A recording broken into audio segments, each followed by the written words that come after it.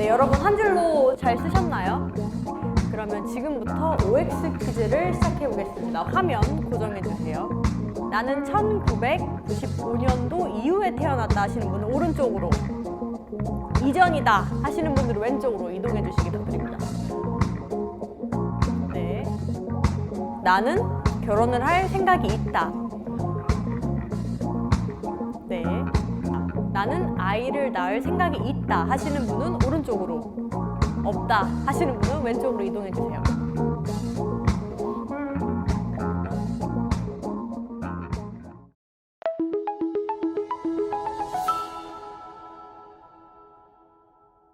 안녕하세요. 동아일보 이진수 기자입니다. 너 결혼하고 싶어? 너 애 낳고 싶어? 결혼 정년기 직장인이라면 요즘 가장 주변에서 많이 듣는 말일 텐데요. 오늘은 국내 대표 인구학자로 꼽히는 최슬기 KDI 국제정책대학원 교수와 인터뷰한 주간동아 최진열 기자를 모셨습니다. 안녕하세요. 반갑습니다. 안녕하세요. 애기 안 낳는다는 여친 고민 중. 직장인이 즐겨 찾는 커뮤니티 블라인드 결혼생활 토픽에 올라온 핫게시글 제목입니다.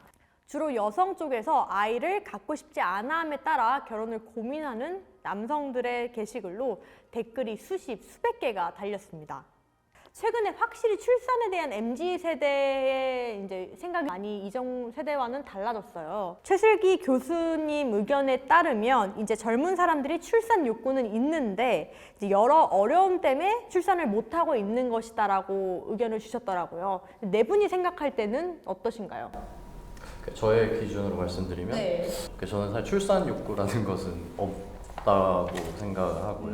네네. 그리고 근데 만약에 아이를 갖고 싶은 마음이 있다고 하면 실제로 아이를 가지게 되는 친구들도 있는 것 같아요. 미리 계획하는 친구들도 있고. 출산을 안 하려고 하는 사람이 크게 두 부류로 나뉘는 것 같은데 저처럼 아예 출산을 생각을 안 하고 있거나 아니면은 출산을 하고 싶긴 한데 좀 현실적으로 좀 어렵다고 판단하는 분들이 이렇게 나뉘는 것 같아요. 근데 주변에도 보면 후자들이 꽤 있거든요. 그래서 결혼은 했는데 좀 여유가 생길 때까지 출산을 미루고 있다거나 아니면 원래는 둘을 낳고 싶은데 하나만 낳겠다고 하거나 이런 사례들을 좀 많이 봤습니다. 출산 욕구라고 하면 좀 출산을 하고 싶어 이런 느낌을 주잖아요. 근데 이제 그 최슬기 교수가 20대에서 40대 분들이 좀 이상적으로 꿈꾸는 자녀 수를 몇 명으로 생각하느냐 이제 여쭤보니 그 대답치를 평균을 내니까 2.09명이 나왔거든요. 근데 이거는 이제 저희 한국만의 어떤 수치가 아니라 뭐 유럽에서도 보통은 다 2명으로 나온다고 하더라고요. 예. 그러면 아까 오프닝에서 초반에 저희가 OX 퀴즈를 했잖아요. 결혼 후에 아이를 낳겠다라고 두 분은 이제 선택을 하셨는데 몇 명 낳고 싶으세요? 근데 저는 좀 2명은 좀 힘들 것 같아서. 그러면 이제 최진열 기자님한테 질문을 드리면요. 최근 현재 출산율이 현황이 어떻게 되나요? 근데 이제 지난해 이제 통계청에서 합계 출산율을 발표를 했는데 그게 이제 드디어 0.7대까지 이제 나왔습니다. 이제 한 명이 채 안 되는 수치래요. 네, 맞습니다. 0.78명이고요. 이 수치는 이제 OECD 국가 중에서도 가장 낮은 수치고 비슷한 사례가 이제 과거 동독이 한 출산율이 이 정도가 나왔다고 해요. 그러니까 정말 상상하기 힘든 수치다. 정상적인 상황이 아니다. 이렇게 인구학자분들도 평가를 하시더라고요. 그럼 출산율 감소의 가장 큰 원인이 뭐라고 생각하세요? 우선 저부터 말씀을 드리면 지역 간 불균형이라고 생각을 합니다. 사실 이것도 젊은 세대가 자라면서 좀 알게 된 것 중 하나라고 생각을 하는데요. 좀 우리나라에는 좀 주요 학군들이 존재하잖아요. 근데 제가 최근 인터뷰에서 들은 이야기인데 좀 최근 대치동에 들어오는 이유가 단순히 입시 성공뿐만은 아니라고 합니다. 오히려 우리 아이는 대학을 못 가도 돼요 라고 하는 학부모들도 늘고 있다고 해요. 네, 근데 그 이유가 아이가 자라면서 만드는 알고리즘 때문인데 좀 그 알고리즘이라는 게 좀 자기가 커오면서 보고 들은 걸 바탕으로 앞으로 수십 년 인생의 그런 방향을 정하는 거죠. 근데 단순한 대학 입시 성공보다는 좀 노력하는 분위기라든가 그런 분위기를 보고 환경 자체를 조성해 주겠다는.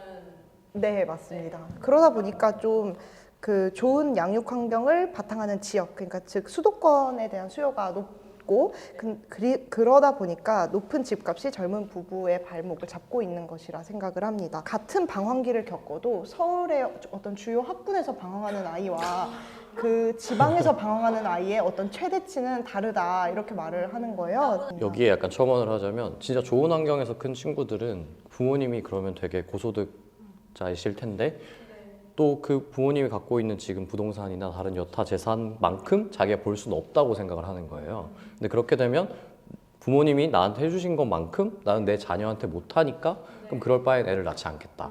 그러면 결국에는 뭐 지방에 있든 그게 아니면 수입이 좀 적든 그쪽도 애를 안 낳게 되는 거고 이제 돈이 많은 곳에서 좋은 환경에서 큰 친구들도 부모님과 환경을 비교해서 나는 저렇게 못 해준다 해서 안 낳게 되고 이런 악순환이 있지 않을까. 네. 그럼 최순열 기자님의 의견은 좀 어떠세요? 예, 뭐 일가정 양립의 어려움을 말씀하시는 분들도 있고 양육 비용이 너무 비싸다. 뭐 거기는 뭐 주거라든지 교육이라든지 이런 것들이 다 포함되는 그런 문제를 지적하시는 부분도 있고 또 이제 미래에 대한 우려. 내가 정말 앞으로 내 삶이 더 좀 팍팍해지지 않을까 이런 걱정 때문에 출산을 주저하시는 분들도 있고 또 마지막으로 뭐 커리어에 대한 여러 가지 뭐 고려가 있다 보니까 결혼 연령이라든지 출산 연령이 좀 뒤로 미뤄지는 측면이 있는데 그럴 경우에는 이제 자녀를 갖더라도 원래는 뭐 2명을 가질 계획이었다면 뭐 1명을 갖기로 한다든지 좀 그런 것들이 복합적으로 작용을 해서 출산율이 떨어지는 데 영향을 미쳤을 것이라고 이제 진단하고 있습니다. 이게 생각의 변화가 큰 게 이전에는 결혼, 출산이 이제 내 인생의 목표였다면 나를 중심으로 생각하는 시대가 오다 보니까 그런 생각의 변화가 있는 게 아닌가 싶습니다. 통계청에서 발표한 합계 출산율 추이를 보면 근데 2013년부터 이제 3년간 살짝 반등을 했다가 하락세를 보였어요. 이 출산율 반전에 영향을 미친 사건이 있을까요? 2016년부터 출산율이 꺾였잖아요. 네. 근데 아무래도 뭐 출산이라는 게 뭐 임신 계획을 하고 또 실제로 뭐 임신 계획을 하더라도 그 계획대로 이루어지지 않는 부분이 있을 거고 실제로 임신 기간도 있을 테니까 2016년부터 꺾였다면 2015년이라든지 아니면 2014년 하반기쯤부터 어떤 좀 문제가 있었기 때문에 이렇게 꺾였을 것이다 이렇게 말씀을 많이 하시더라고요.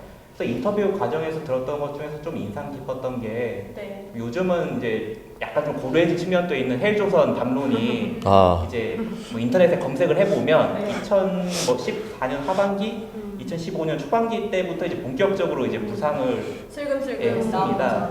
그래서 그런 좀 뭐 청년 세대들 사이에서 어떤 각자 도생 분위기가 또 영향을 미쳤을 것이다 이런 진단도 있고 또 뭐 비슷하게 이제 2014년도에 이제 세월호 사건이 있었는데 좀 뭐 그 여파로 인한 좀 어떤 사회적인 부정적인 그런 뭐 분위기라든지 좀 충격 그런 것도 영향을 주지 않았을까 이렇게 주장들이 나왔습니다.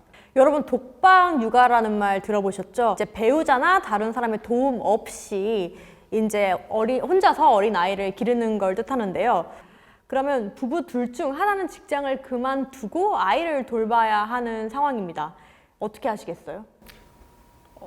저는 아까 네. 말씀드린 것처럼 출산 생각이 없기 때문에 네. 만약에 아이가 있다면 네. 남편의 뜻이었을 가능성이 커서 네. 뭐 부모님에게 부탁을 해도 뭐 여의치 않으면 남편한테 그만두라고 할 것 같아요. 그럼 교수님은 어떤 해결책을 제시를 하셨나요? 이제 사실 뭐 저출산에 대한 대책으로 흔히들 이제 금전적 지원을 늘려야 된다 이런 주장이 많잖아요. 그런데 뭐 기존에도 많이 언론을 통해서 나왔듯이 저희가 뭐 한국이 저출산 예산을 그렇게 적게 집행하는 나라는 아니거든요. 많이 집행을 하는데도 출산율은 계속 떨어지니까 교수님은 이제 재정 지역 외적인 지원책이나 아니면 좀 개선 방향을 생각해 보자라고 이야기를 했고 그 가운데 하나가 좀 출산 휴가를 이제 좀 적극적으로 이용해 보자. 그런데 그것도 여성 출산 휴가가 아닌 남성 출산 휴가를 좀 늘려보자라고 이야기를 했습니다. 남성들이 어떤 육아에서 좀 일정 부분 역할을 맡는 게 중요한데 그게 사실 지금의 출산 휴가는 열흘 정도밖에 쓸 수 없기 때문에 유명무실한 경우가 있고 이미 뭐 출산 휴가 그 출산 초창기 시점에서부터 첫 단추가 잘못 꿰지기 때문에 그 이후로도 좀 육아나 이런 것들에 대해서 겉돌게 된다고 하시더라고요. 그래서 좀 장기적인 길이의 출산 휴가를 좀 보장하는 게 필요하다 이런 이야기를 하셨습니다. 그럼 남성분들께 물을게요. 결혼 후 아이가 생기면 출산 휴가를 꼭 사용하실 생각이 있나요? 그 10일이라는 기간을 다 채워서 쓸 수 있을지는 잘 모르겠어요. 회사에 말하기 눈치가 좀 보일 수 있겠다. 그러면 이제 남성 출산 휴가는 어느 정도가 돼야 될까요? 당연히 뭐 길면 길수록 좋고 뭐 여성의 경우처럼 90일이나 아니면 거기에 준하는 기간으로 하면 가장 좋겠지만 어쨌든 뭐 기존 이제 지금 실태가 그렇지 않은 상황에서 갑자기 그렇게 급격하게 느리는 거에 대해서는 또 적응의 과정에 그런 게 있다 보니까 좀 그 범위를 정하는 거에 대해서 되게 좀 어려움이 있더라고요. 그런데 이제 최 교수 주장으로는 그래도 한 달 정도는 뭐 기업 안에서도 어느 정도 좀 감내할 수 있는 기간이지 않냐라고 이야기를 했고 또 그 외에도 이제 이전에 이제 과거 남성 육아 휴직자들을 이제 인터뷰를 했었는데 이분들과 인터뷰할 때도 한 달 정도 뭐 육아 휴직을 냈더니 그래도 좀 가정 안에서 육아에서 좀 의미 있는 변화가 나타났더라 이런 연구 결과도 나와서 한 달 정도로 늘려보는 것은 어떤가라고 이제 제언을 했습니다. 네, 여러분 오늘 소중한 의견 공유해 주셔서 감사하고요. 여러분, 육아는 돕는 걸까요? 함께 하는 걸까요? 함께 하는 것입니다.